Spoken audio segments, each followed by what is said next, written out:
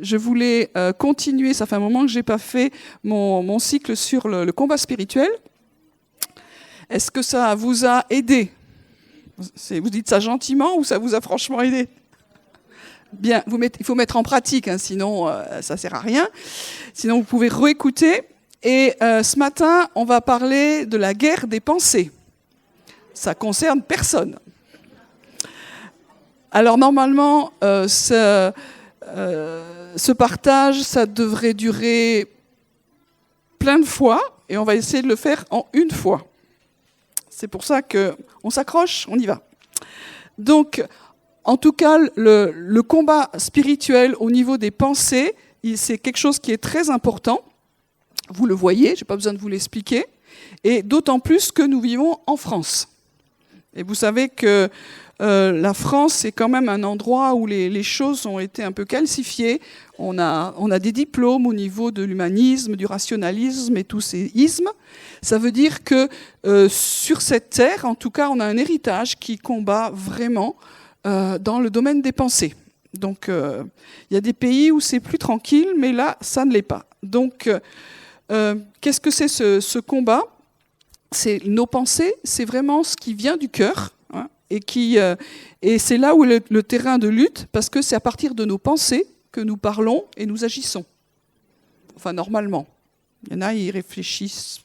Enfin, ils réfléchissent après, mais globalement, la plupart des gens réfléchissent et parlent et agissent. Voilà, ça se passe comme ça. Et donc, c'est un endroit qui est très contesté. Et on va voir quelques pistes, pourquoi et comment on peut essayer de s'organiser. La première chose que je veux dire, c'est que Dieu connaît nos pensées. Est-ce que c'est une bonne nouvelle ? Des fois, je ne suis pas sûre. Donc, Dieu connaît nos pensées. Bon, c'est une bonne nouvelle, parce que il est patient. Moi, j'ai souvent partagé ça quand j'ai donné ma vie à Jésus, donc il y a très longtemps. Ça ne marchait pas très bien dans ma tête, et mon responsable de l'époque m'a dit « Écoute, essaie d'écrire dans une journée tout ce qui te passe par la tête, dans tes pensées. » C'était un exercice épouvantable, donc j'ai arrêté très vite, parce que je trouvais que c'était « Oh, qu'est-ce qui se passe dans ma tête ?» Et en fait, les 3/4 du temps, je ne pensais pas à Dieu, alors que j'étais vraiment en flamme pour Dieu. Je pensais, moi, comment je ressentais, comment je vivais, les machins, etc. Je me suis dit « Oh purée, il y a du boulot. » Voilà, donc qu'est-ce qui se passe dans nos pensées ? Dieu, en tout cas, les connaît. Et ça, c'est quand même la bonne nouvelle. Et il n'y a pas besoin de les exprimer, il les connaît. Et il y a plein de passages bibliques qui en parlent, donc je ne vais pas les prendre, mais il y a dans le Nouveau Testament, par exemple, il y a plein d'endroits où Jésus dit « connaissant leurs pensées ». Donc vous veniez devant Jésus, vous aviez une discussion avec Jésus, il avait une espèce de scanner intérieur, et il connaissait vos pensées. Voilà. Des fois, ça peut arriver avec les dons du Saint-Esprit, ça fait un peu flippant, mais c'est comme ça.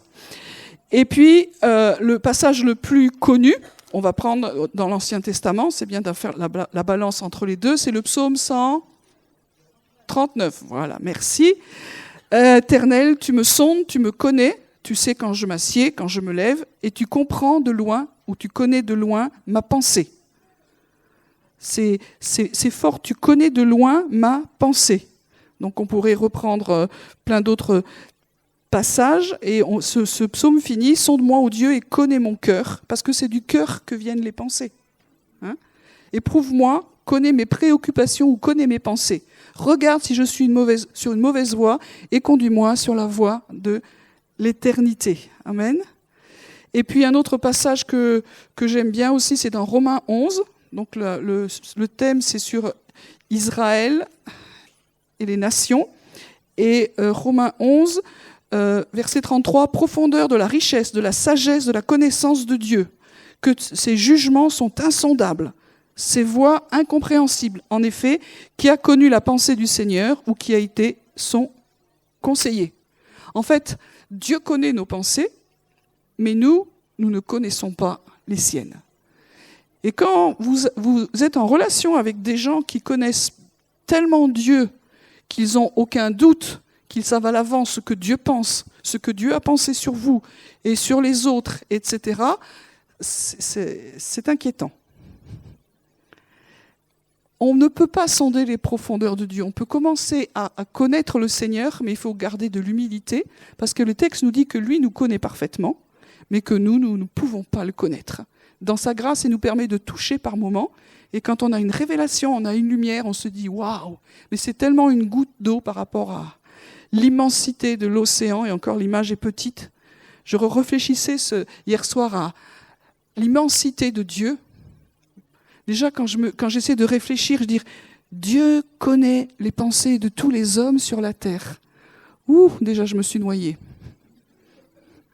C'est... Waouh, j'ai le vertige.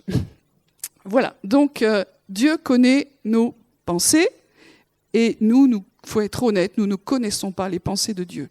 Et de temps en temps, quand nous comprenons quelque chose, c'est vraiment de la grâce et c'est tellement peu. Par contre, il n'est pas dit que le diable connaît nos pensées. Et ça, c'est une bonne nouvelle. Voilà, il ne connaît pas nos pensées parce qu'il n'est pas omniscient ni omniprésent. Des fois, quand on entend certains chrétiens, on a l'impression que Dieu il est en retraite ou il n'est pas présent et qu'il n'y a que le diable qui est sur le devant de la scène et qui est présent partout. On a l'impression que certaines personnes sont toujours confrontées à Satan, ils sont sûrement très importants, pour que Satan soit là personnellement. Donc, il n'est pas omniprésent et il n'est pas omniscient. Ça veut dire qu'il n'est pas partout à la fois. Il n'est qu'une fois, quelque part. Et ensuite, il ne sait pas tout. Alors, pour remédier à ça, il a une armée de démons qui sont ses agents du renseignement. Et il faut savoir qu'un des jobs principaux des démons, c'est de faire une agence de renseignement. Et il est ce qu'on appelle le diable, le prince de la puissance de l'air. Il est invisible, donc on ne voit pas, lui et ses armées, mais des fois, là où on est, il y a du monde. Bon, il y a les anges aussi. Alléluia. Voilà, j'ai brossé le tableau. Donc, il ne connaît pas nos pensées, sauf... Ah mince, il y a un sauf. Sauf si on les dit. C'est-à-dire qu'avec l'âge, des fois, on parle tout haut. Et alors on dit ce qu'on pense. Des fois, ce n'est pas une bonne idée. Des fois, ce n'est pas une bonne idée. Donc je vous encourage, quand vous avez des difficultés, que vous vivez des choses difficiles, racontez pas tout à l'agence de renseignement de la maison d'en face, tout ce que vous pensez, parce que automatiquement, ils vont commencer à attaquer là-dessus. Je me lève le matin, je suis fatiguée. Dans les minutes qui vont arriver, réjouissez-vous, ça va attaquer.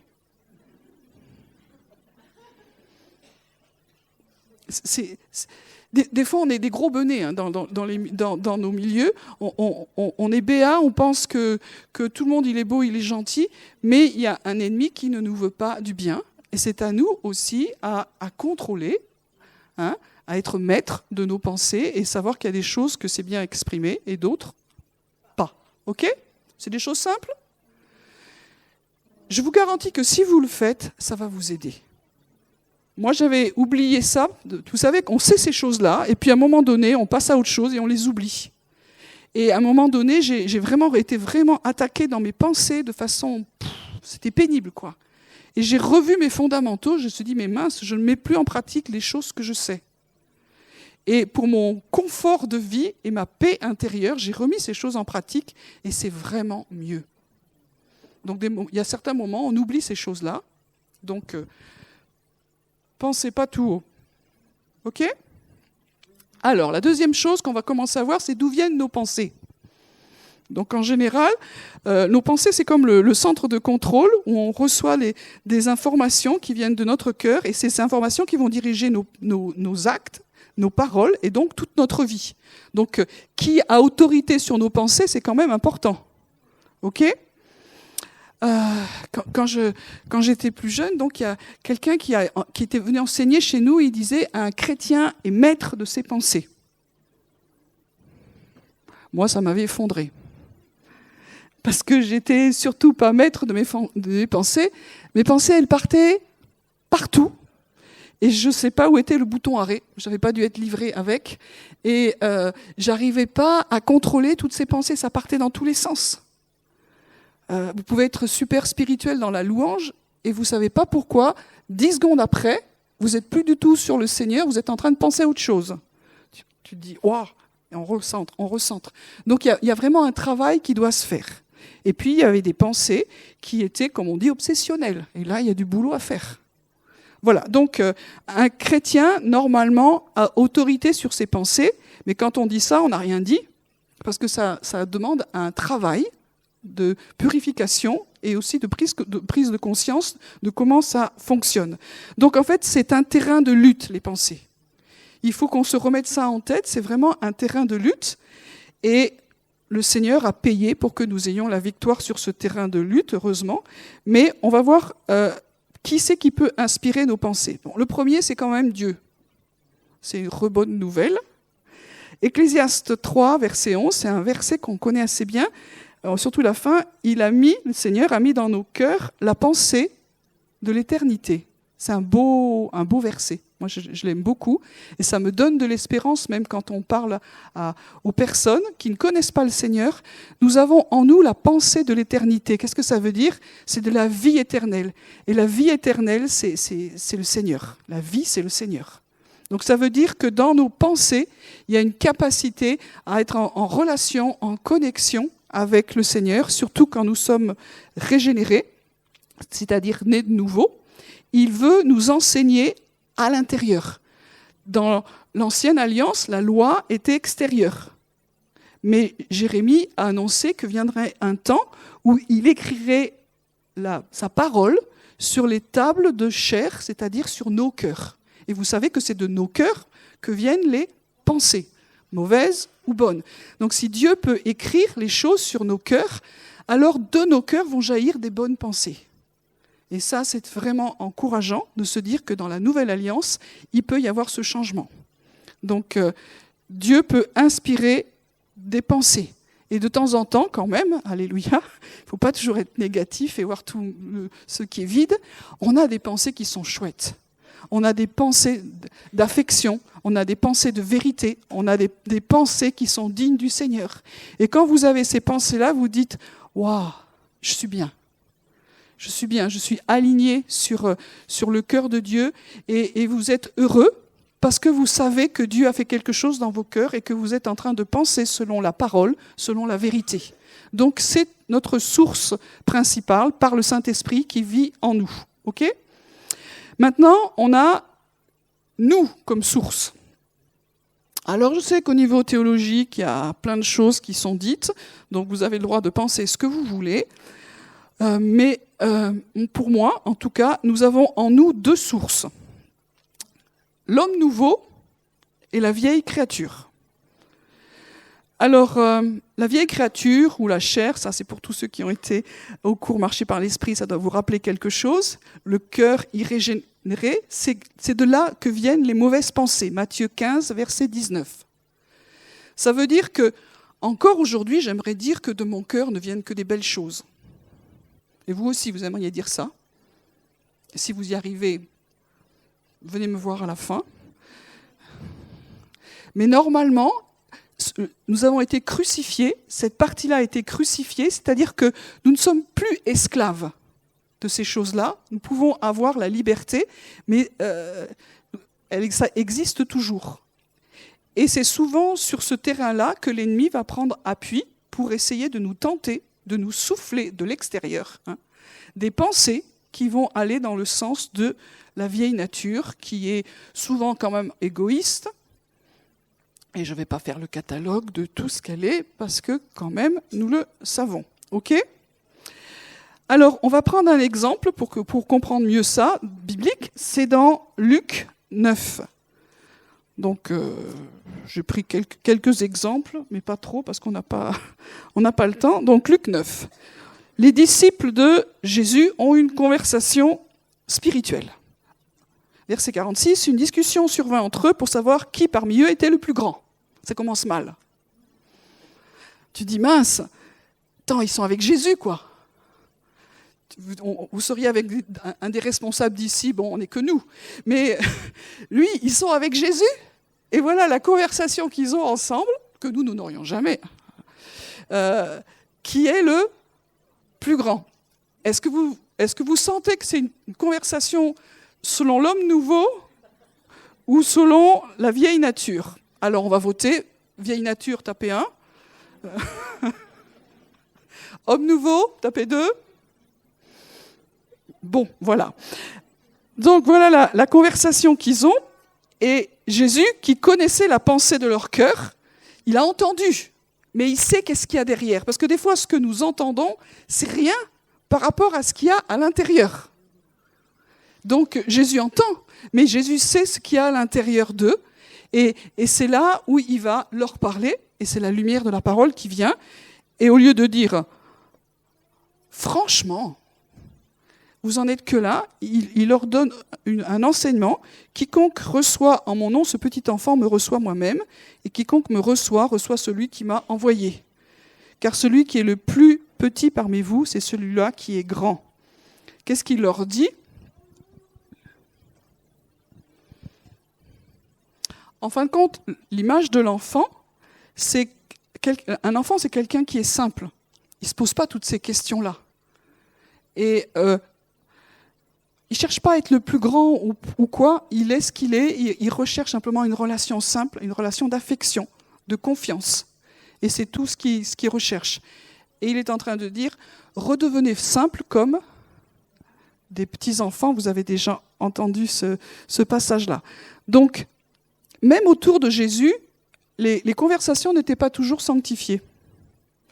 Et les conversations n'étaient pas toujours au niveau de spirituel, mais c'était selon la chair. 2 Corinthiens 11, verset 3, nos pensées peuvent se corrompre aussi dans la chair et s'éloigner à ce moment-là de la simplicité de Christ. C'est la même chose qui est dite là. Ce qui vient polluer nos raisonnements, c'est ce qui est compliqué. Ce qui est compliqué. La simplicité de l'évangile, et nous en faisons souvent quelque chose de compliqué. Et quand c'est compliqué, on se fait des nœuds dans la tête. Et alors on cherche ce qui nous manque, on cherche ce que nous n'avons pas, on cherche qui va être plus grand, plus petit, plus machin, etc. On commence ça commence à tourner dans nos têtes, et là, il y a quelque chose qui se décentre de Jésus. Voilà. Donc je ne vais pas aller plus loin, parce qu'il y a pas mal d'exemples comme ça, vous en connaissez dans la parole, mais il y a plusieurs endroits dans la Bible où, et nous, dans nos vies, nous savons que nous raisonnons selon la chair, c'est-à-dire selon ce qui, en nous, n'est pas encore aligné avec Christ. Et dans ces cas-là, la parole nous dit « tais-toi ». Il y a dans l'Ancien Testament, et dans les Proverbes en particulier, il y a une image qui dit « mets ta main sur la bouche » ou « mords-toi les lèvres ». En fait, si tu commences à rentrer là-dedans, tais-toi. Tais-toi, parce que ce que tu vas dire, ça va faire du mal, l'ennemi va s'en saisir, ça fait du mal d'abord à soi, ça fait du mal aux autres, et ça fait du mal au Père qui se dit « mais je ne reconnais pas les pensées et les valeurs du royaume quand je suis en train de dire des choses comme ça ». Ça nous arrive tous. Qui ne pêche pas par la bouche, c'est très compliqué, dit Jacques. Donc on a besoin d'être sérieux et de mettre une garde. Déjà, si on n'arrive pas au niveau de nos pensées, mais au moins par rapport à nos lèvres. Et là, on a encore du job à faire, mais souvent, ce que nous disons, ça vient de nos pensées, de nos raisonnements. Je vais très vite, mais il y aurait beaucoup de choses à dire là-dessus. La deuxième source de nous, c'est la nouvelle créature. Alléluia, la nouvelle création. Et là, il y a ce qu'on appelle le renouvellement de l'intelligence. Quand nous donnons notre vie à Jésus, alors il y a une espérance pour notre intelligence et pour nos raisonnements. Avant, il y a longtemps, je trouvais ça tellement compliqué de maîtriser les pensées que je me suis dit, il vaut mieux plus penser du tout. Non, mais j'y arrivais pas. J'y arrivais pas, j'ai massacré au nom de Jésus, j'ai lié, j'ai chassé, je n'y arrivais pas. Donc je me suis dit, il vaut mieux arrêter de penser. Et pour moi qui suis un télo, c'était la mort, la mort intérieure. Mais je ne savais pas faire autrement. Donc j'ai arrêté de réfléchir, j'ai arrêté de lire des bouquins, j'ai mis en berne un peu mes activités intellectuelles, mais ça n'a rien donné du tout. Et quand j'ai compris que dans le Seigneur, on peut avoir un renouvellement de l'intelligence. Mais c'est magnifique, ça. De se dire qu'un chrétien n'est pas obligé d'être bête. Je pousse le bouchon, hein. Mais des fois, on se dit, ouais, avoir la foi, tu réfléchis plus, quoi, tu crois. Non, un chrétien peut avoir la foi et aussi avoir des capacités renouvelées d'intelligence, mais renouvelées. Alors, il y a un texte là-dessus que vous connaissez, c'est dans Romains 12. Verset 1 et suivant. « Je vous exhorte donc par les compassions de Dieu à offrir vos corps comme un sacrifice vivant, saint, agréable à Dieu, ce qui sera de votre part un culte raisonnable. » Donc on s'offre entièrement au Seigneur et ne vous conformez pas au monde présent, ne pas se conformer à la pensée du monde présent, mais soyez transformés par le renouvellement de l'intelligence. Donc ça veut dire que Dieu veut travailler dans notre intelligence. S'il nous l'a donnée, c'est parce qu'il aime. Parce qu'il a envie que cette intelligence serve pour lui, pour le royaume de Dieu. Il veut qu'on ait des pensées justes, des pensées sanctifiées, des pensées renouvelées. Alors, soyez transformés par le renouvellement de l'intelligence. Pourquoi faire ? Afin que vous discerniez quelle est la volonté de Dieu, ce qui est bon, agréable et parfait. Amen. Donc, qu'est-ce que ça nous dit ? Que par notre intelligence, nous ne pouvons pas connaître la volonté de Dieu, c'est impossible. Mais s'il y a un renouvellement de l'intelligence, alors nous pouvons connaître dans notre intellect la volonté de Dieu. Ça, c'est magnifique. Comment ? C'est quand on a remis de l'ordre et que par notre esprit, qui est né de nouveau, nous recevons des directions, des révélations par la communion que nous avons. Et ça vient impacter notre intelligence qui est comme illuminée, qui est renouvelée. Et ça met des mots à des choses que nous avons perçues dans la communion avec Dieu, dans la relation avec Dieu, même au travers de la parole, qui s'illumine tout à coup. Et dans notre intelligence, il y a des pensées qui viennent, des mots qui viennent, et nous comprenons quelque chose de la pensée de Dieu. Nous pouvons le communiquer, le parler et le vivre. Waouh ! Sans aucun orgueil, certaines fois, on peut dire « je connais la pensée de Dieu ». Et c'est ce que dit le texte dans 1 Corinthiens. « Or nous avons la pensée de Christ ». On dit « waouh, il se la pète ». Non, c'est que Dieu a tout accompli pour que, il a tout racheté à la croix pour que notre intelligence aussi puisse servir à ce que nous comprenions. Elle est illuminée par le Saint-Esprit. Nous pouvons connaître la volonté de Dieu. Et qu'est-ce que c'est ? C'est ce qui est bon, agréable et parfait. Moi, j'ai bien aimé le mot agréable. Parce que souvent, on se dit « Ah, la volonté de Dieu, il faut porter sa croix, c'est dur, c'est lourd. » Mais Dieu veut aussi qu'on soit heureux. Donc, la volonté de Dieu, c'est pas toujours meurt, c'est d'abord vie. Et donc, la volonté de Dieu, elle est bonne et ça nourrit notre intelligence, ça nous réjouit. Sinon, comment le peuple de Dieu peut être heureux ? On nous dit d'être toujours joyeux, mais si en nous, il n'y a que des pensées, c'est dur la vie chrétienne, il faut remettre de la vérité. Et dans ce texte, on nous dit qu'elle est bonne, agréable et parfaite. Parfaite, on se dit, oh, on ne va pas y arriver. Non, parfaite, ça veut dire elle est complète. Elle nous remplit, elle nous renouvelle, il ne nous manque rien. Parce que Dieu est en train de nous conduire. Et ça nous donne de l'espérance. Donc 1 Corinthiens 2, verset 16, nous avons la pensée de Christ. Parce que nous avons reçu le Saint-Esprit. Et quand vous écoutez le Saint-Esprit, vous recevez quelque chose et vous savez que ce n'est pas votre intelligence qui l'a créé, mais vous l'avez reçu du Seigneur. Et quand vous le prenez avec votre intelligence renouvelée, tout à coup, il y a plein d'idées qui vous viennent, vous êtes vivant. Vous êtes vivant dans votre intellect. Vous êtes vivant dans votre intellect. Parce que votre source, c'est pas l'esprit du monde, c'est pas le prince de ce monde, c'est pas votre cœur et ses pulsions et ses désirs et ses convoitises. C'est la présence de Dieu, c'est la parole de Dieu et vous vous sentez vivant dans vos pensées, dans vos raisonnements. Il y a plein de bonnes idées qui viennent. Chez le peuple juif, il y a une image par rapport à ça, c'est la grenade. La grenade, vous savez, quand on l'ouvre, elle est pleine de grains, et c'est l'image d'un homme qui est rempli de la présence de Dieu et de toute la pensée. Il est riche en lui-même, il est très riche. Et donc, quelqu'un qui est renouvelé dans son intelligence, il est comme une grenade. Dans ses pensées, c'est riche. Il y a plein d'idées tout à coup qui viennent pour votre travail.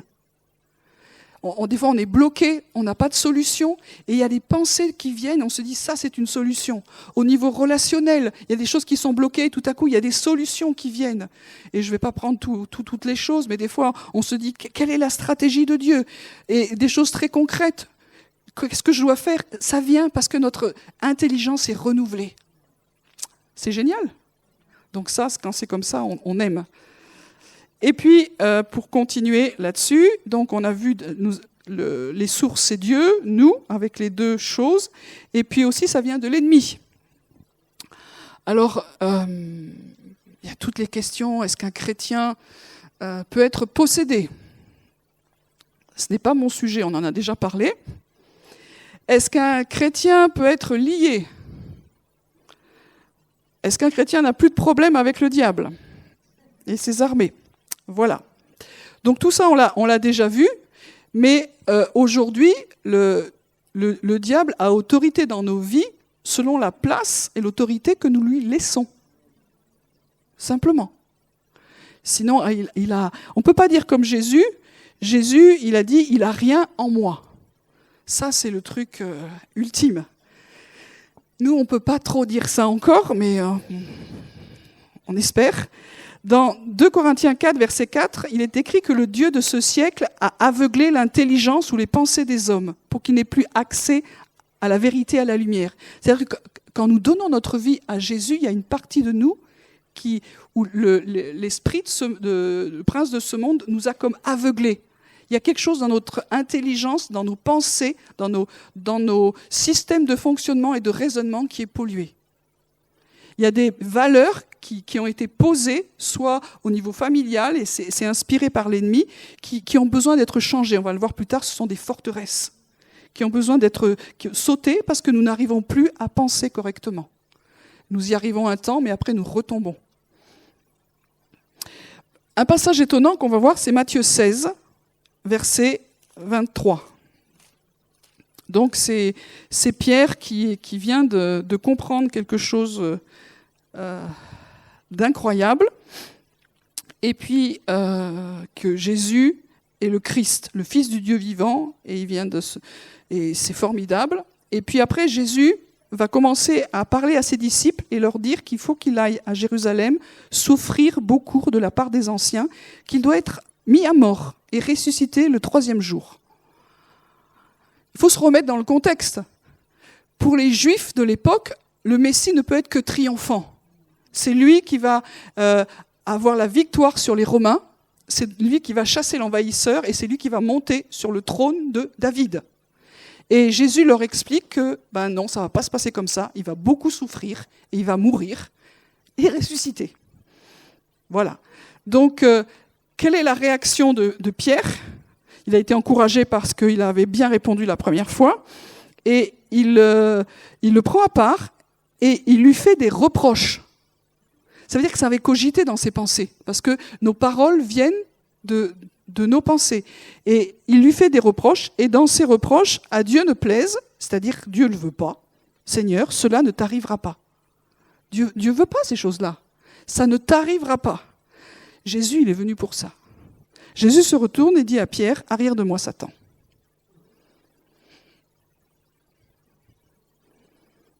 Ok. Tu es pour moi un scandale, car tes pensées ne sont pas celles de Dieu, mais celles des hommes. Alors c'est Satan ou celles des hommes? Il est étonnant ce passage. Qu'est-ce qui s'est passé? C'est-à-dire que là, ça c'est moi qui le dis, mais je pense que Satan était vraiment là. parce qu'il y avait Jésus et qu'il est très, très, très occupé par tout ce qui se passait.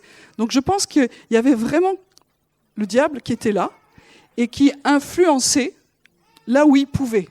Et dans les discussions qu'ils ont eues, il a vu qu'il y avait une brèche et il a commencé à attaquer.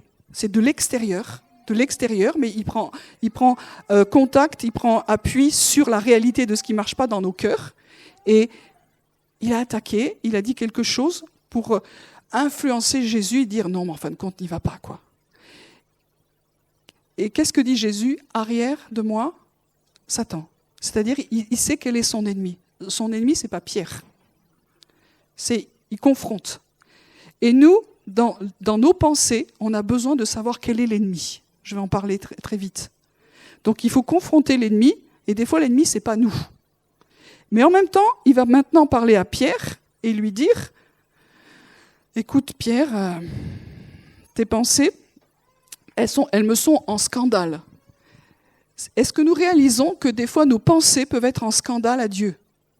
Nous, des fois, on se dit « Bon, c'est rien. » Non, il y a des pensées qui peuvent scandaliser Dieu. Elles sont tellement différentes de la volonté de Dieu, des valeurs du Seigneur, qu'elles peuvent scandaliser le Seigneur. On a besoin de se repentir de ça. Tes pensées ne sont pas celles de Dieu, donc c'est-à-dire la source n'est pas là, alors que l'instant d'avant, la source était vraiment Dieu, la révélation qui a éclairé son intelligence, qui a éclairé ses pensées. Et là, il a une autre source, et tes pensées ne viennent pas de Dieu, mais sont celles des hommes. Et en allant dans le mauvais côté, alors ça laisse de la place à l'ennemi, et il faut travailler sur ces deux plans. Et on n'a pas la victoire si on ne travaille pas sur les deux plans au niveau de nos pensées. On va voir ça plus concrètement. Et Éphésiens 4, 25, c'est un passage qui parle de la colère. Et on dit, vous pouvez vous mettre en colère, ok, mais ne donnez pas accès au diable. Le texte qui peut dire, c'est ne donnez pas de place en vous au diable. Et ça, on pourrait dire, ah oui, mais c'est que pour la colère. Non, moi je crois que ça marche pour tout. Toutes les fois où vous donnez, c'est un principe, toutes les fois où vous donnez accès au diable, alors il a une place et les ennuis vont commencer. Donc on sait qu'on peut ne pas jamais se mettre en colère. On sait qu'on n'arrive pas à ne jamais dire des choses désagréables sur les gens. Mais ne laissez pas de place quand ces pensées commencent à venir. Traitez-les, traitons-les. Ok ? Donc, je ne reprends pas tous les passages, mais un exemple. Acte 8, versets 18 à 24. On ne le prend pas, je vous le dis juste. C'est Simon le magicien. Bon, déjà, pas de chance, c'est Simon le magicien. Et Simon le magicien, il vient de donner sa vie à Jésus. Alléluia. Mais il n'est pas complètement nettoyé encore. Et il voit les apôtres qui imposent les mains et les gens reçoivent le Saint-Esprit, et ça devait être impressionnant, parce qu'il y a des effets spéciaux avec, hein, on dirait. Et quand lui, il voit ça, il dit, moi je vous donne de l'argent, je veux le truc. Donc là, on sent que il a fait un pas avec le Seigneur, mais il y a encore du boulot. Hein. Donc, c'est simplement le travail qu'il y a à faire dans nos vies. Et on voit que souvent, quand au niveau de notre vieille nature, c'est pas nettoyé, il reste encore des choses, ça laisse des brèches et une autorité à l'adversaire qui nous propose des solutions tout à fait nulles. On se dit, oh, quand même, là, c'est gros. Mais des fois, nous aussi, on a des gros machins, quoi. Donc, faisons attention. J'avais plein d'autres exemples, mais j'ai pas le temps. Regardez dans la parole toutes les fois où nous sommes charnels, et quand nous sommes charnels, automatiquement, l'ennemi vient derrière. Il y a une sale alliance là. Alors que quand c'est notre cœur régénéré qui prend le devant avec l'esprit, alors le Saint-Esprit vient, et il y a une paix, il y a un shalom, il y a une bonne activité, on est bien. Et c'est ça que nous devons chercher dans ce combat avec les pensées. Alors, que faire quand nous sommes attaqués dans nos pensées? Est-ce que cette semaine, vous avez été attaqués dans vos pensées? C'est assez courant. La première chose qui est toute bête, mais toutes les pensées que j'ai ne viennent pas de moi. Je pourrais faire comme Nicolas, dis à ton voisin, mais bon, c'est pas mon truc, mais toutes les pensées que j'ai ne viennent pas de moi. Est-ce que vous comprenez ça? toutes les pensées qui viennent dans ma tête n'ont pas pour origine moi, mais elles ont pour origine l'ennemi. C'est tout bête ce que je vous dis, mais si on se recalait correctement, vos vies changent. Parce que très souvent, on est découragé, on se bat contre soi-même, mais on se dit, mais il n'y a rien qui avance dans ma vie. Ça fait 30 ans de conversion et j'ai toujours ces pensées-là, c'est pas possible. Peut-être, mais très souvent, c'est l'ennemi qui sait que ça a été un point faible et qui vient retaper. Et nous, on est là, oh Seigneur, pardon, je m'en aperçois même plus, pardon pour ces pensées-là, pardon pour ça, etc. Et là, vous êtes une bonne nourriture pour l'ennemi parce que vous ne faites pas ce qu'il faut. Donc, toutes les pensées que nous avons dans nos têtes ne viennent pas de nous. Quand j'ai une pensée qui me persécute, qui est récurrente, ma première réaction, souvent, je vous l'ai dit, c'est de l'accueillir et dire « ça vient de moi ». Non, c'est pas obligé. Parce que du coup, ça me décourage et ça me gâche. Combien de fois, moi, je vis des temps chouettes avec le Seigneur et tout à coup, vous avez une pensée qui vient de nulle part et qui vient pour vous gâcher le truc. Et au lieu de dire d'un revers de main, non mais ça suffit, là, ça s'en va au nom de Jésus, et je reprends mon truc, je l'accueille, et je me dis, oh, et ça m'a coupé le truc. Ou des fardeaux qui reviennent à ce moment-là, enfin je ne vais pas faire tout le check, donc dans ces cas-là, il faut vraiment que j'éloigne ces pensées-là de moi, et que je prenne autorité. Sinon, ça ne va pas le faire, quoi. Il y a quelque temps, donc un moment, je luttais contre des pensées qui étaient vraiment tout le temps les mêmes, et ça me bousillait pas mal de choses dans ma vie, j'arrivais pas à m'en sortir.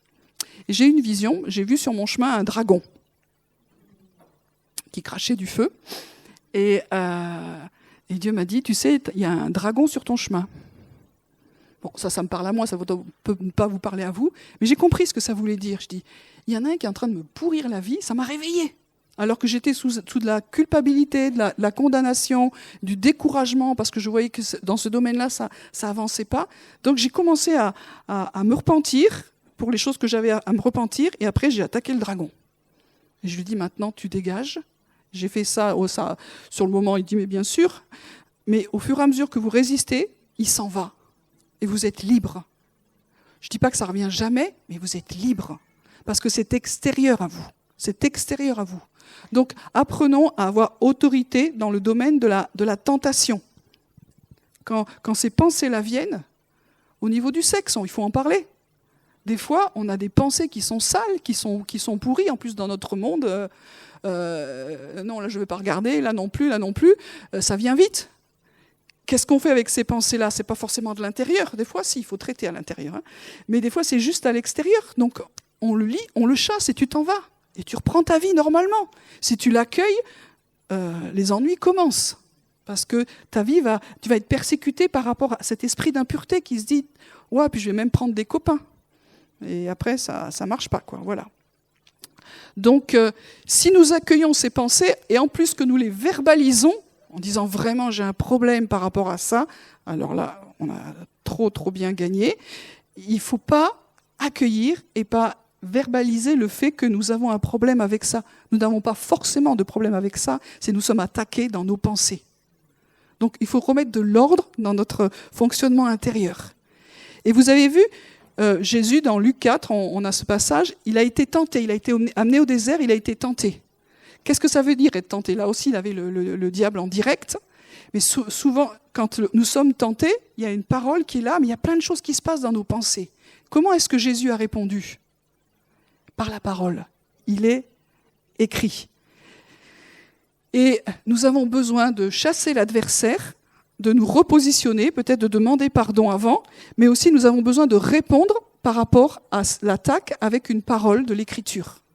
Et si nous ne le faisons pas, alors on n'a pas d'autorité.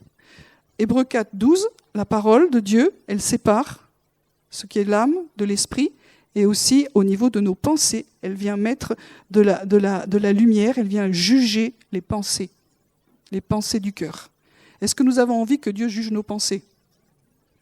Moi, des fois, je n'ai pas très envie, mais c'est quand même le meilleur moyen pour en être libéré. Et plus je sais que Dieu est un Père et qu'il est bon, et moins j'ai peur de ce qu'il vient juger. Si nous avons peur de la lumière de Dieu, du jugement de Dieu sur nos pensées, alors ça veut dire qu'il y a un travail encore à faire sur le fait que le Papa nous aime, qu'il est bon, qu'il ne vient pas pour nous gronder, mais il vient parce qu'il nous aime et qu'il veut que la vie vienne à l'intérieur de nous et dans nos pensées en particulier. Donc n'ayons pas peur, et si encore il y a de la crainte, ça veut dire qu'on a besoin d'avoir encore plus de révélation par rapport à la bonté de Dieu. Donc, l'épée de l'esprit va nous aider à discerner d'où viennent nos pensées. De moi, de Dieu, ça c'est plus facile, ou de l'ennemi. Donc quand vous êtes dans un processus où vous êtes confronté, première chose que vous devez faire, c'est examiner vos pensées. D'où est-ce que ça vient? Si c'est un machin, vous n'y pensiez pas du tout, c'est un machin qui arrive de nulle part, moi j'examine rien, ça repart d'où ça vient. Si c'est quelque chose où je sais que j'ai eu des problèmes, et je peux encore avoir des problèmes, j'examine devant le Seigneur, je lui demande pardon, et je vire ça parce que je sais que je l'ai traité dans ma vie. Si c'est quelque chose que je n'ai pas traité dans ma vie, je dis à l'ennemi de s'en aller, et puis je vais m'occuper de traiter ça dans ma vie. Ok ? Donc il faut laisser la parole juger les pensées. La parole de Dieu vient, et c'est la présence de Dieu qui vient juger les pensées en nous. Si on ne fait pas ça, on va rester esclave. On ne va pas être libre au fond de nous. Donc une fois qu'on a laissé faire ça, on a détecté quelle était la source de nos pensées par le Saint-Esprit. C'est 1 Corinthiens 2, verset 11. L'homme spirituel juge de tout. C'est-à-dire que si c'est moi qui réfléchis, je suis morte, mais si je laisse le Saint-Esprit mettre la lumière, je suis capable de juger de tout par le Saint-Esprit et de savoir d'où ça vient. C'est chouette quand même. Dieu nous a donné le Saint-Esprit et l'Esprit renouvelé en nous, et ça fonctionne bien. Et une fois que j'ai compris d'où ça venait, je vais avoir une réponse appropriée à ce qui s'est passé. Et la première chose souvent, sauf quand c'est vraiment clac-clac, ça s'en va, c'est se repentir. Si j'ai accueilli ou si j'ai reçu un tant soit peu cette parole, ou cette pensée, je dois me repentir. Si je commence à avoir de l'animosité, de la colère, de l'aigreur par rapport à quelqu'un et que ça commence, je me repens de ça.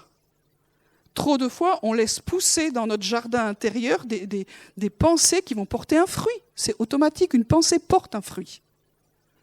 Donc, on ne peut pas accueillir n'importe quoi longtemps dans nos pensées. Il ne faut pas laisser de place à l'adversaire. Ça nous demande un vrai travail, comme dans... je ne suis pas très jardinière, ce n'est pas mon truc, mais j'ai compris que les mauvaises herbes, ça pousse bien, ça prend beaucoup de place, et ça porte un fruit qui n'est pas bon. Donc si je laisse en moi des pensées qui ne sont pas conformes au royaume de Dieu, à la volonté de Dieu, ça va porter un fruit, et ce fruit, ça va être des paroles, ça va être des actes, et ça va être tout un tas de choses qui ne sont pas à la gloire de Dieu, donc on a besoin de se repentir. Et une fois qu'on s'est repenti, il faut chasser l'ennemi. Il faut chasser l'ennemi. Nous avons autorité sur l'adversaire, une fois que nous sommes repentis. Vous avez besoin de personne, vous n'avez pas besoin d'un grand ministère, vous n'avez pas besoin d'un pasteur, vous avez besoin de personne, vous avez autorité sur votre propre vie pour lier un esprit de colère, un esprit de division, un esprit de dispute, un esprit impur. Et que, quoi que je sache, un esprit de dépression, de fatigue, de découragement. Si vous êtes fatigué tout le temps, c'est qu'il y a quelque chose qui peut se passer. Ça peut être physique, mais ça peut être des pensées qui viennent. Et ça nous touche. Et puis je peux passer, etc. Et une fois que vous avez fait ça, on va confesser la parole de Dieu. Alors vous pouvez avoir des versets qui vous parlent à vous, mais Dieu, sur cette occasion-là, peut vous donner un verset qui va répondre exactement à la situation que vous vivez. Et dernière chose que je veux dire, et que je n'aurai absolument pas tout fini, 2 Corinthiens 10, un passage que vous connaissez bien, 2 Corinthiens 10, versets 3 à 5. Ça parle des forteresses.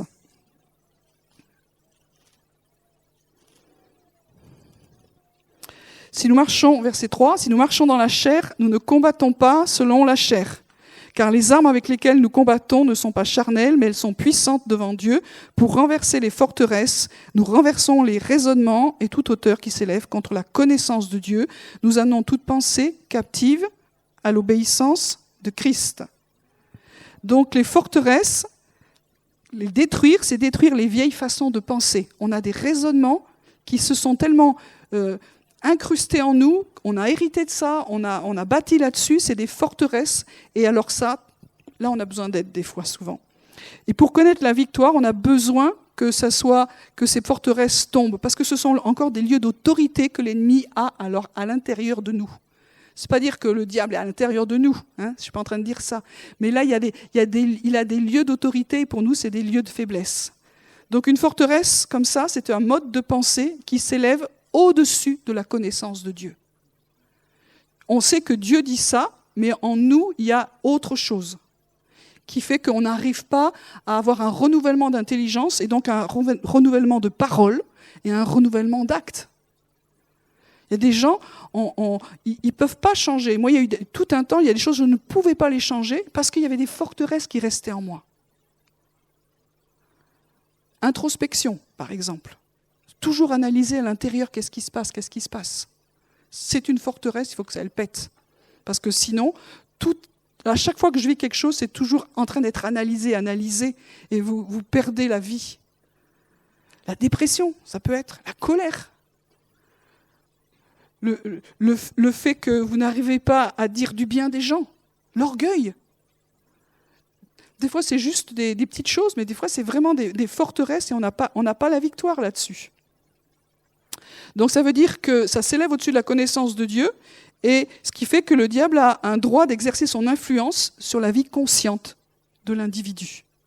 Et là, on est souvent découragé, on subit des oppressions de démons qui veulent occuper ces systèmes de pensée non régénérés. Et là, on a ce travail à faire avec les armes de Dieu, on les a déjà vus dans les cours précédents. Ça veut dire que on ne se bat pas simplement, maintenant je vais résister à ça avec toute ma force. Non, je vais prendre les armes que Dieu me donne. C'est la parole de Dieu, la puissance de la croix, le sang, le nom de Jésus. Moi, je ne sais pas selon les moments. Des fois, il y aura besoin réellement de délivrance. Mais il faut que ces forteresses disparaissent en nous. Il y a beaucoup d'immaturité dans nos vies parce qu'il reste encore des forteresses comme ça de pensée qui ne sont pas capables de penser selon ce que Dieu veut. On a envie, mais on n'y arrive pas. Et ça s'élève au-dessus de la connaissance de Dieu.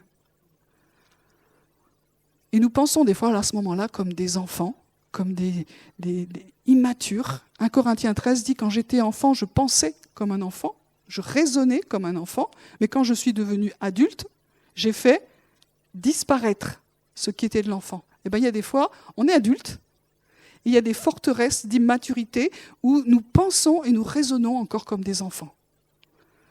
Et j'appelle ça la tribu des sales gosses qui se réveillent à un moment donné. Au lieu de réagir, je suis agressé, au lieu de réagir normalement, il y a un sale gosse qui commence à réfléchir à l'intérieur de moi, à avoir des pensées, si c'est comme ça, tu te dis, oh là là, qu'est-ce qui s'est passé ? Il est possible qu'il reste des parties de ma vie, parce qu'on est tous un petit peu fragmentés, où il reste ces forteresses à cause de blessures de rejet. Et je ne peux pas penser autrement que par le rejet. Si je suis agressé, ben ça arrive. Si on n'est pas d'accord avec moi, est-ce que ça vous arrive ? Vous aimez ça ? Non. Mais c'est la vie normale quand même que tout le monde ne soit pas d'accord. Sinon, ça s'appelle une secte ou une dictature. Mais c'est normal qu'on ne soit pas d'accord. C'est normal qu'on n'ait pas les mêmes sensibilités. C'est normal qu'on n'ait pas les mêmes goûts. Mais ce n'est pas normal qu'on s'autodétruise avec des pensées terribles qui commencent par des pensées. Oui, mais lui... Là, c'est la conversation intérieure bac à sable. Voilà. Donc ça veut dire que souvent, on a des forteresses. On sait qu'on ne devrait pas faire ça. On sait qu'on est assez chrétien pour dire « je ne devrais pas penser ça, je ne devrais pas dire ça, je ne devrais pas faire ça, mais je le fais quand même. Et je n'arrive pas à résister. » Et bien là, ça veut dire qu'il y a un peu encore de travail à faire dans ta vie. Il va falloir guérir.